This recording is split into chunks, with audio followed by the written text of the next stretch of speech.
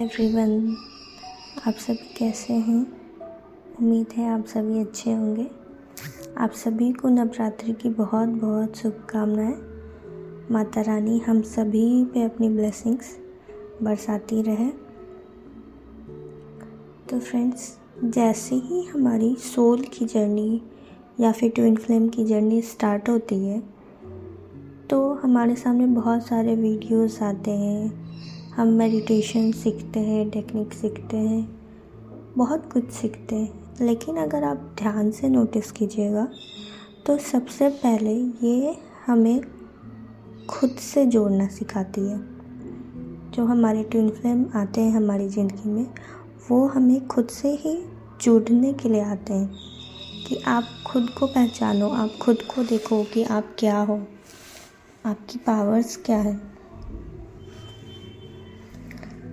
और ये जो हम 3D रियलिटी में फंसे रहते हैं उससे हमें अपलिफ्ट करते हैं, हमारी असेंशन करते हैं, हमारी सोल की ग्रोथ करते हैं।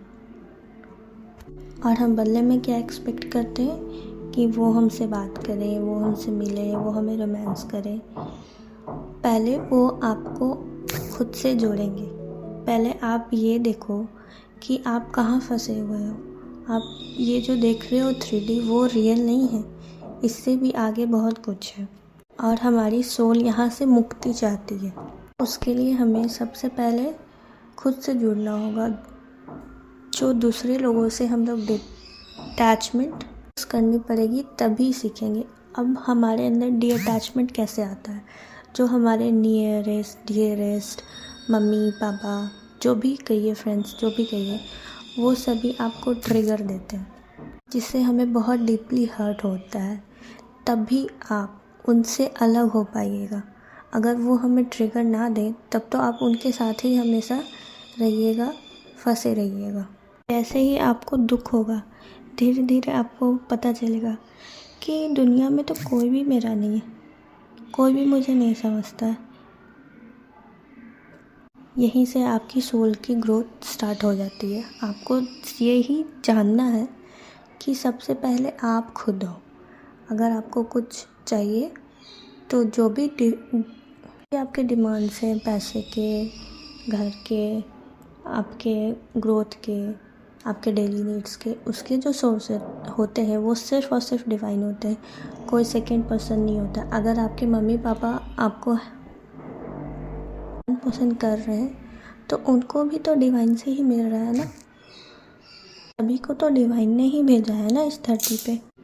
जब भी आपके नियरेस्ट डियरेस्ट वन आपको ट्रिगर देते हैं, हर्ट करते हैं, तो गुस्सा तो बहुत आता है।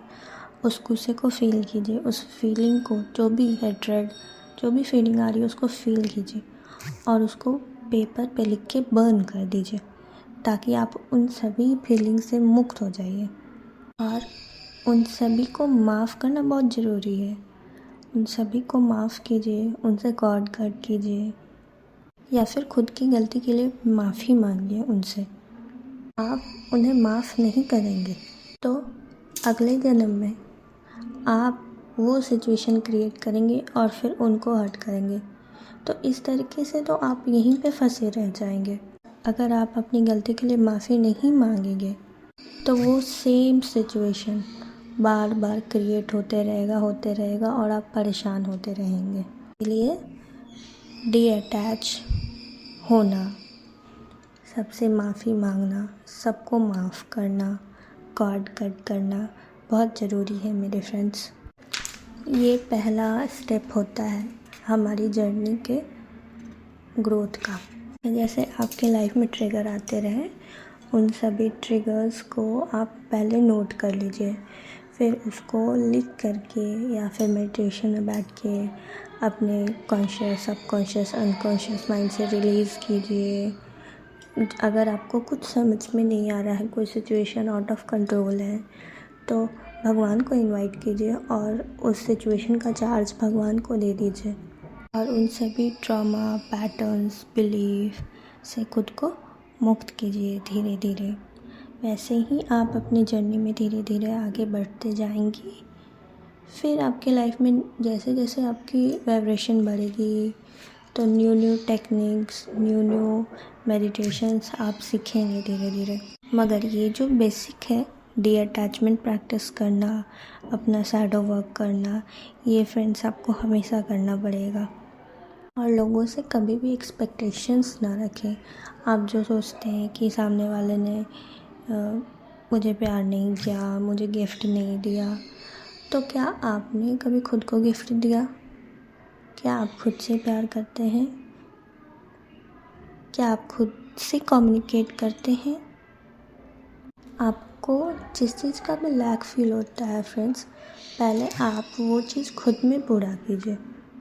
जैसे ही आप उस चीज़ से भर जाएंगे तो वो सभी चीज़, प्यार, खुशी आपके पास खुद ब खुद अट्रैक्ट होके आएगी। आपको मांगने की ज़रूरत नहीं पड़ेगी।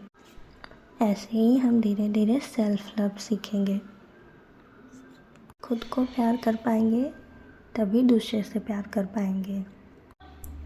आप सभी अपनी जर्नी में हमेशा ग्रोथ करती रहें, हमेशा खुश रहें। माता रानी का आप सभी पे आशीर्वाद बनी रहे। Thank you so much friends.